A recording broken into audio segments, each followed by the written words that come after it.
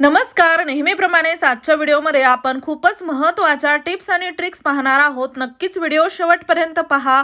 आवडल्यास मित्रपरिवारासोबत शेअर करायला विसरू नका. इथे आपली पहिली टिप आहे. यासाठी एका भांड्यामध्ये अर्धा ग्लास मी पाणी घेतलेला आहे आणि त्यानंतर इथे आपल्याला लागणार आहेत 4-5 तुळशीची पानं. इथे आपण तुळशीच्या पानांचा उपयोग करून अजिबात काढा बनवणार नाही, तर याचा आज आपण खूप असा वेगळा उपयोग करणार आहोत. त्यानंतर इथे आपल्याला लागणार आहे टाल्कम पावडर. कोणतंही सुगंधित पावडर तुम्ही इथे वापरू शकता. अगदी थोडंसं हे पावडर या पाण्यामध्ये आपल्याला टाकायचं आहे. त्यानंतर हे भांडं आपल्याला गॅसवरती एक उकळी येऊपर्यंत ठेवायचं आहे.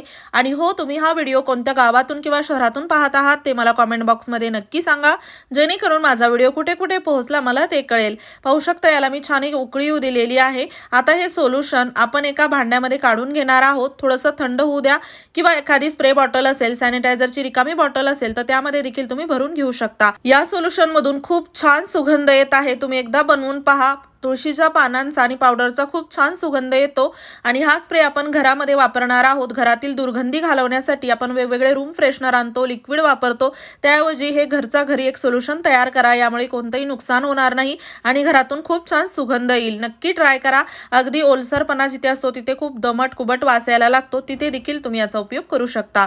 ट्रिक आवडली असेल तर जास्तीत जास्त शेअर करा. यानंतरची आपली टिप आहे साबणाच्या बॉक्ससाठी. जे साबणचे बॉक्स येतात अशा प्रकारचे कागदी बॉक्स किंवा इतर जरी प्लास्टिकचं कव्हर असेल ते देखील तुम्ही रियूज करू शकता. याचा खूप तुम्हाला फायदा होईल. इथे आपण घेतलेले आहेत काही सॉक्स. घरामधील असा कोणताही कपडा घेऊ शकता ज्याची की तुम्हाला दुर्गंधी घालवायची आहे. जास्त करून तर सॉक्स अशी गोष्ट आहे जी की धुतल्यानंतरही कधी कधी यामधून घामाचा वास यायला लागतो. तर हा वास घालवण्यासाठी आपण या साबणाचे जे कव्हर असतात, बॉक्स असतात, त्याचा वापर करू शकतो. तर पाहू शकता, यामध्ये हे सॉक्स असे आपल्याला ठेवायचे आहेत आणि या बॉक्समध्ये जसं आपण साबण काढून घेतल्यानंतर देखील पाहिलं तर खूप असा छान सुगंध येतो आणि हा सुगंध बराच वेळ असाच टिकून राहतो. तर अशा प्रकारे आपण जे सॉक्स यामध्ये टाकलेले आहेत त्यावरती हा सुगंध राहतो आणि यामधील पूर्णपणे दुर्गंधी निघून जाते. अगदी रात्रभरासाठी 2-3 तासासाठी नक्कीच तुम्ही ही प्रोसेस करा.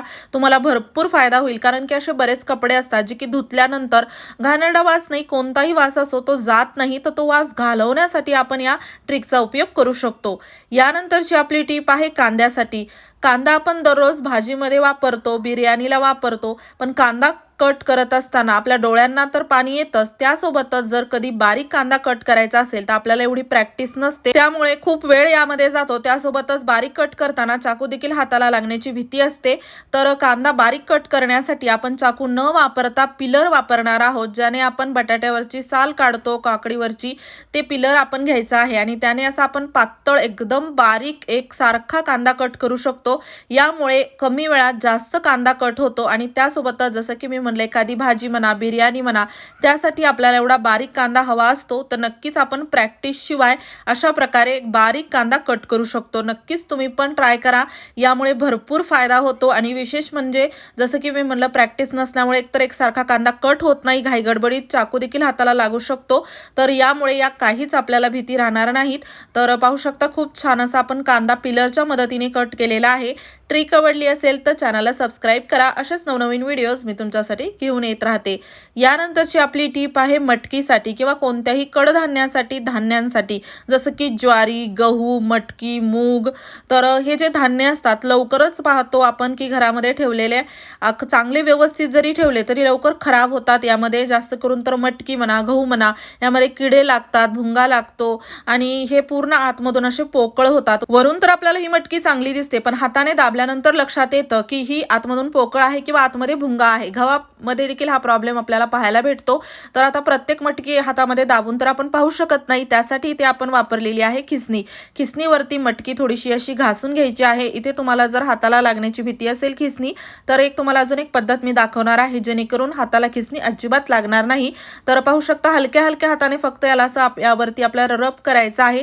तुम्हाला जर लोखंडाची तुमच्याकडे गाळणी असेल तर त्यावरती देखील तुम्ही ही प्रोसेस करू शकता, जेणेकरून जी मटकी आहे भुंगा लागलेली, आतमध्ये पोकळ झालेली, ती तुटते आणि याला निवडण्यासाठी आपल्या यामध्ये अजिबात जास्त वेळ जात नाही. नक्की ट्राय करून पहा. यामुळे भरपूर मटकी, मूग, कडधान्य तुम्ही अगदी सहज निवडू शकता.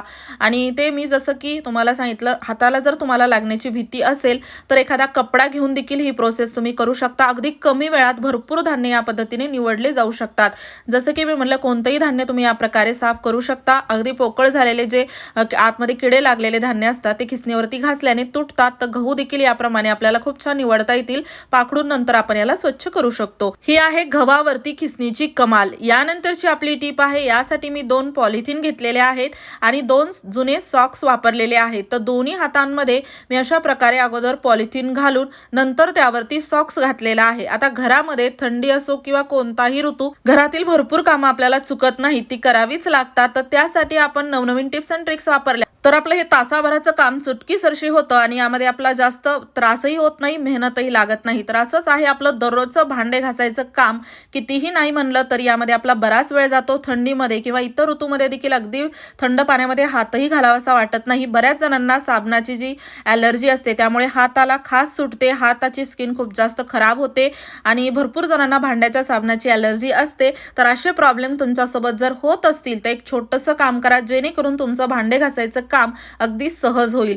तर पाहू शकता इथे सध्या माझ्याकडे थोडेच भांडे आहेत. तर हातामध्ये आपण जसं की मी सांगितलं अगोदर पॉलिथिन घालायची, नंतर त्यावरती सॉक्स घालायचा. यामुळे आपले जे हात आहेत ते अगदी थंड पडत नाहीत, म्हणजे ओले देखील होत नाहीत आणि हे तुम्हाला अगदी लाईव्ह मी दाखवणार आहे. या प्रोसेसमुळे आपले हात कोरडे राहतात. त्यासोबतच जर साबणाची ॲलर्जी असेल तर तुम्हाला तो देखील त्रास होत नाही. नक्की एकदा ट्राय करा. यामुळे तुमचं दररोजचं भांडे घासायचं काम अगदी सहज होईल आणि इथे तुम्हाला हातही लावायची गरज पडणार नाही. म्हणजे हात न लावता भांडे तर स्वच्छ होतीलच, त्यासोबतच कधी कधी किती स्वच्छ भांडे जरी धुतले तरी त्यावरती पांढरट एक थर आपल्याला दिसतो वाळल्यानंतर भांडे, तर तो देखील होणार नाही, कारण की सॉक्समुळे खूप छान ते व्यवस्थित असे धुतले जातात. आणि इथे पाहू शकता मी अजिबात व्हिडिओ एडिट केलेला नाही. सॉक्स किती जास्त असा ओला झालेला आहे आणि हात आतमध्ये अगदी कोरडे आहेत. पाहू शकता अजिबात आपल्याला इथे हात घाण करायची गरज नाही, हात ओले करायची गरज नाही आणि हे आपलं काम सॉक्समुळे खूप छान असं सोपं झालेलं आहे. आता सॉक्स स्वच्छ धुवून आपण दुसऱ्या वेळेस वापरू शकतो. आजकाल खूप जास्त थंडी पडलेली आहे, तर थंडीमध्ये देखील तुम्हाला ही ट्रिक खूप कामी येईल. ट्रिक आवडली असेल तर जास्तीत जास्त शेअर करा. यानंतरची आपली टीप आहे, आता आपण भांडे तर व्यवस्थित धुवून अशा प्रकारे ठेवतो, घासून धुवून, पण अशा भांड्याच्या स्टँडमध्ये भांडे ठेवल्यानंतर आपण काही लगेचच याला वाळवायला घेत नाही, कारण की एवढे भांडे रॅकमध्ये बसतही नाहीत. त्यासोबतच अगदी यामध्ये थोडाफार ओलेपणा असतो, त्यामुळे रात्रीचे धुतलेले भांडे असेच यामध्ये असतात. त्यासोबतच कुठे गावाला जायचं असेल तर अगदी हॉस्टेल लाईफमध्ये म्हणलं किंवा किरायाच्या घरामध्ये जास्त काही जागा नसते भांडे ठेवायला, म्हणून आपण बऱ्याच वेळा यामध्येच भांडे ठेवतो. तर अशा वेळेस रात्रीच्या वेळी म्हणा, गावाला जाताना म्हणा, यामध्ये जर तुम्ही भांडे ठेवले तर एकतर धूळ वगैरे जायची देखील भीती असते.